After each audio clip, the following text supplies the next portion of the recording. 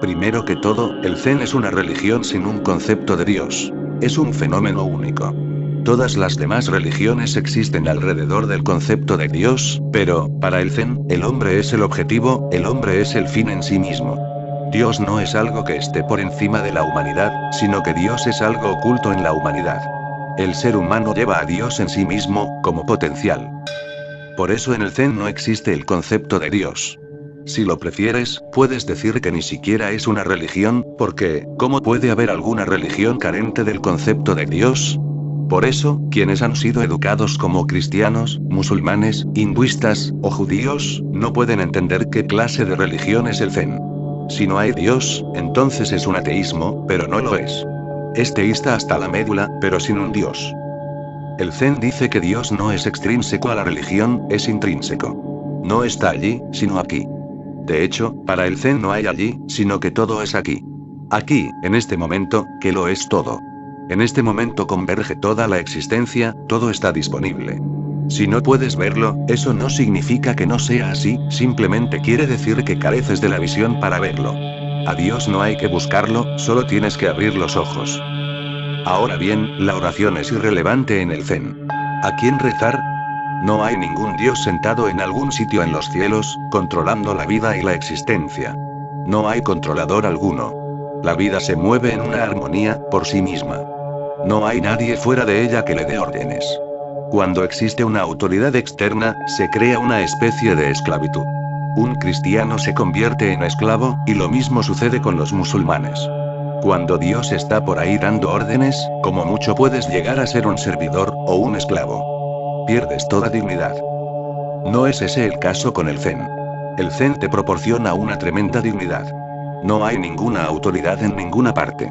La libertad es completa y fundamental.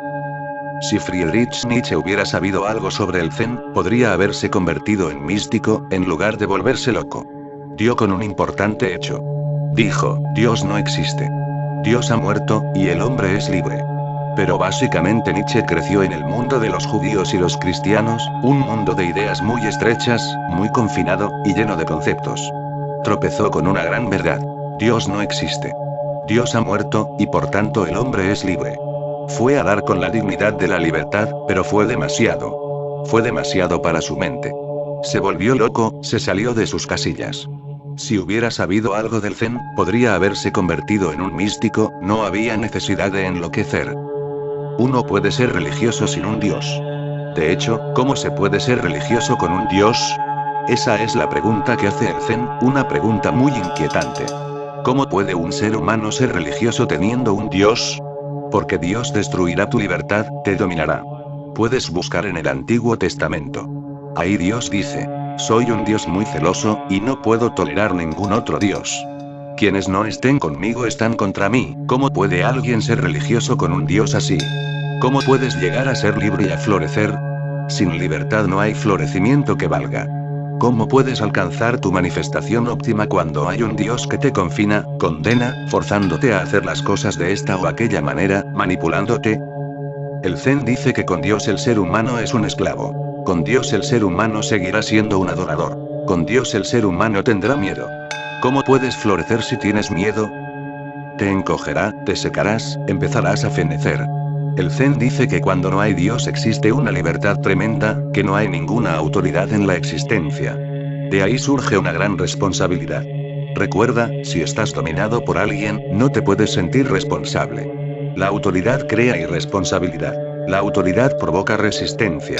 La autoridad crea reacción en tu interior, rebelión. Querrás matar a Dios. Eso es lo que Nietzsche quería decir cuando afirmó que Dios ha muerto. No es que Dios se haya suicidado, sino que ha sido asesinado. Debía serlo. Con él no era posible la libertad. Solo sin él. Pero entonces el propio Nietzsche se asustó. Para vivir sin Dios se necesita mucho coraje, mucha meditación, mucha consciencia, y eso no estaba presente en él. Por eso digo que dio con el hecho, que tropezó con él, no que lo descubriese. Para el Zen es una verdad establecida, no hay Dios. El ser humano es responsable de sí mismo, y del mundo en el que vive. Si existe sufrimiento, entonces eres responsable. No hay nadie más a quien acudir. No puedes sacudirte tu responsabilidad. Si el mundo es horrible y existe el dolor, entonces nosotros somos los responsables, no hay nadie más. Si no crecemos no podemos echar la responsabilidad sobre hombros ajenos. Debemos hacernos responsables. Cuando no hay Dios te ves remitido a ti mismo. Entonces debes hacerte cargo de tu vida. Debes tomar las riendas en tus manos. Ahora eres el Señor. Deberás estar más alerta y consciente, porque serás responsable de todo aquello que suceda. Eso da mucha responsabilidad. Uno empieza a estar más alerta, más atento. Uno empieza a vivir de una manera totalmente distinta. Uno se torna más observador. Uno se convierte en testigo. Y cuando no hay más allá, el más allá está en tu interior. No hay más allá de ti mismo. En el cristianismo, el más allá, está más allá. En el Zen, el más allá, está en el interior. Así que la cuestión no radica en alzar los ojos al cielo y rezar, eso no tiene ningún sentido, porque estás rezándole a un cielo vacío. El cielo es de una consciencia mucho más inferior que tú. Hay quien le reza a los árboles. Los hinduistas le rezan a un árbol. Muchos hinduistas van al Ganges y le rezan al río, otros le dedican sus oraciones a una imagen de piedra, muchos rezan al cielo, o a un concepto, a una idea. Lo más elevado reza a lo inferior. La oración no tiene sentido, dice el Zen. Solo la meditación, no es que tengas que arrodillarte ante nadie, sino que debes deshacerte de ese viejo hábito de la esclavitud, todo lo que necesitas es sosegarte y silenciarte, e ir hacia tu interior, para hallar el centro. Ese centro es también el centro de la existencia. Y cuando hayas alcanzado tu núcleo más íntimo, habrás llegado al núcleo más íntimo de la propia existencia. Eso es Dios en el Zen. Pero no lo llaman Dios. Y está bien que no lo hagan. Así que lo primero que hay que recordar sobre el Zen, es que no es una teología, pero sí una religión, aunque también aquí radica una tremenda diferencia. No es una religión como el Islam. El Islam tiene 3 pilares. Un Dios, un libro y un profeta. El Zen no tiene Dios, no tiene libro, y no tiene profeta. Toda la existencia es la profecía de Dios.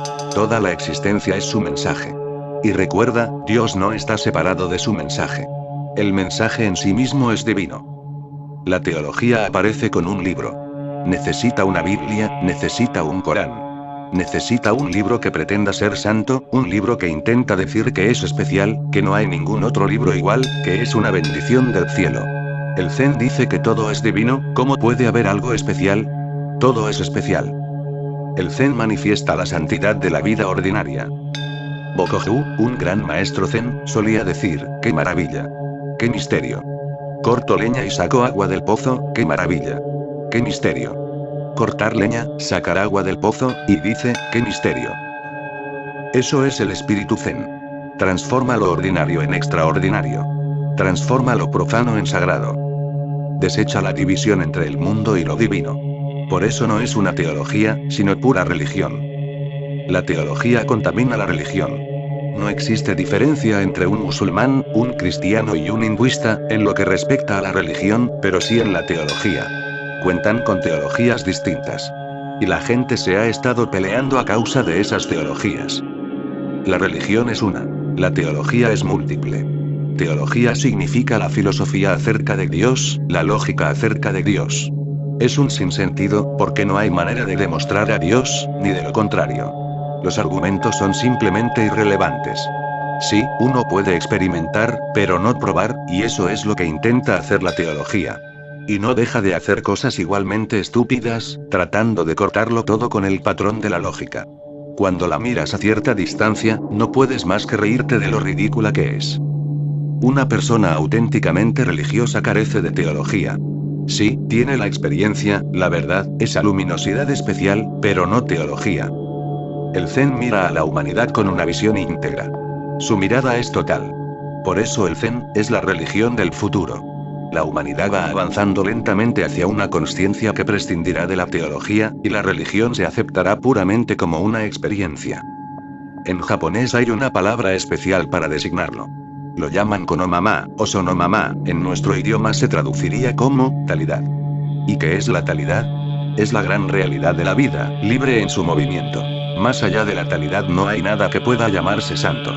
La talidad está más allá de la relatividad de la vida, y también más allá del vacío iluminador. La talidad es todo aquello que está mucho más allá de todo dualismo. Esta talidad de la vida es Dios. No es que Dios exista, sino que la misma talidad es divina, la talidad de un árbol, la talidad de una roca, la talidad de un hombre, de una mujer, de un niño. La palabra Dios no es Dios. El concepto Dios no es Dios. Tampoco el concepto amor es el amor, ni la palabra comida se come. El Zen dice algo muy simple.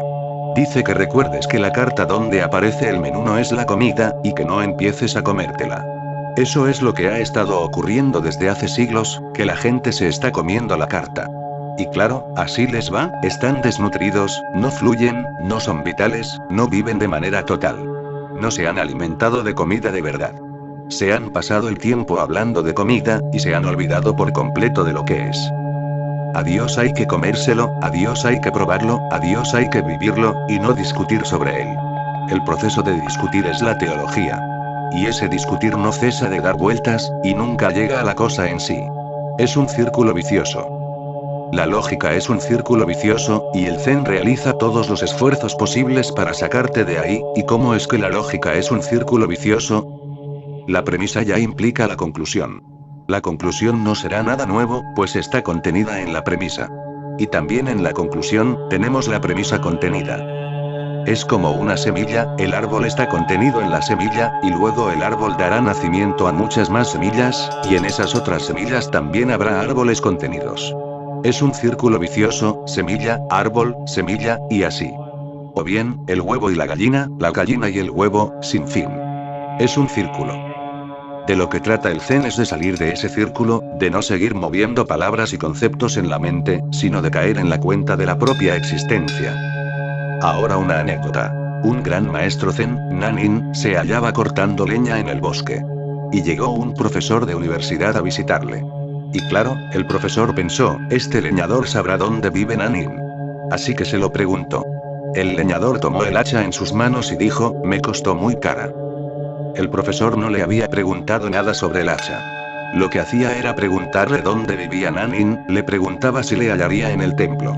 Y Nanin volvió a levantar el hacha y dijo, mírela, me costó muy cara. El profesor se sintió un tanto desconcertado, y antes de que pudiera escapar de allí, Nanin se le acercó y le colocó el hacha en la cabeza. El profesor empezó a temblar, y Nanin dijo, tiene muy buen filo. Y el profesor salió corriendo. Más tarde, cuando llegó al templo, se enteró de que el leñador era nada más y nada menos que el propio Nanin. Entonces le preguntó a uno de los discípulos. ¿Es que se ha vuelto loco? No, aseguró el discípulo. Usted le ha preguntado si estaba Nanin, y él ha respondido que sí. Le mostraba su talidad. En ese momento era leñador, estaba totalmente absorbido en el filo del hacha. En ese momento era esa filosidad. Al ser tan inmediato, al estar tan en el presente, le estaba diciendo, soy en ella. Lo pasó usted por alto. Le estaba enseñando la cualidad de Zen. El Zen es no conceptual, no intelectual. Es la única religión del mundo que predica inmediatez momento a momento, estar presente en el momento, ni en el pasado, ni en el futuro. Pero la gente ha vivido entre teologías, y esas teologías les hacen ser infantiles, no les permiten crecer. No puedes crecer si estás confinado en una teología, siendo cristiano, hinduista, maometano, o incluso budista. No puedes crecer. No tienes espacio interior suficiente para crecer. Estás muy confinado en un espacio, muy estrecho. Estás prisionero. El Zen significa madurez. El Zen significa desechar todos los deseos, y ver cuál es la situación. No interpongas tus sueños frente a la realidad. Límpiate los ojos de sueños, para así poder ver la situación. Todas las ideologías impiden que lo veas. Las ideologías son vendas que te obstruyen la vista. Un cristiano no puede ver. Tampoco puede un hinduista, ni un musulmán. Porque estáis tan llenos de ideas que solo veis lo que queréis ver, no hacéis más que ver lo que no está presente, proyectáis, interpretáis, creáis una realidad propia y particular, que no está ahí. Eso crea una especie de delirio.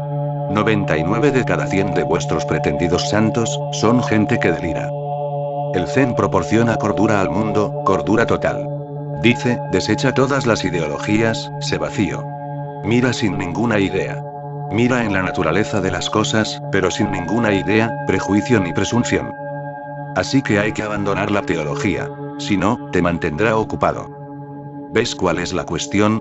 Si tienes una idea, existe la posibilidad de que la encuentres en la realidad, porque la mente es muy creativa. Y claro está, esa creación solo será una imaginación. Si estás buscando a Cristo, empezarás a tener visiones de Cristo, y todas ellas serán imaginarias. Si buscas a Krishna, empezarás a ver a Krishna, y todas esas visiones serán imaginarias. El Zen es muy realista. Dice que hay que abandonar la imaginación. La imaginación proviene del pasado, llevas desde la infancia condicionado por ciertas ideas. Desde la infancia te han llevado a la iglesia, al templo, a la mezquita. Te han llevado al erudito, al sacerdote. Te han forzado a escuchar sermones, han metido en tu mente todo tipo de cosas. No te aproximes a la realidad con toda esa carga. Si no, no acabarás de saber lo que es. Descargar, aligerar. Ese aligerar es Zen. El Zen es sencillo pero difícil a la vez. En realidad es la cosa más simple del mundo, la más simple porque es espontánea. Pero muy difícil a causa de nuestras mentes condicionadas, a causa del mundo enloquecido en que vivimos, en que nos han criado, y que nos ha corrompido. Recuerda, el Zen no es una filosofía, sino poesía. No propone, sino que simplemente persuade. No discute, simplemente canta su propia canción. Es estético hasta la médula, y para nada ascético. No cree en ser arrogante o agresivo hacia la realidad, sino en el amor.